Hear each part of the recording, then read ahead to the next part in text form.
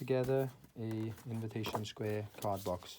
So when you get your card boxes, they'll come in a pack. To separate them, the top from the bottom, you'll see they're two different sizes. If you put them next to each other, so that's the bottom, that's the top. You make them exactly the same, so I will just make a bottom for you. So you may think that the creases pointing up there mean that they need to be folded that way, but actually you fold them in this way. And all you do is you do that all the way around. Like that.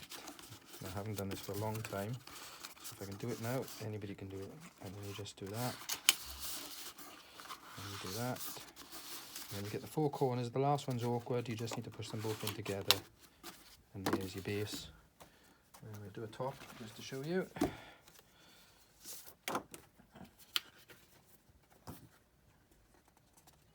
I can separate them.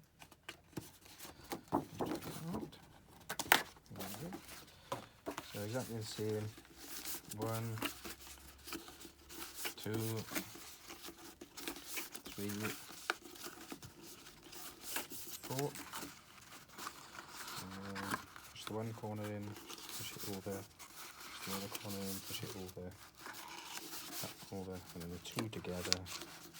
And there's your top and your bottom. Thank you.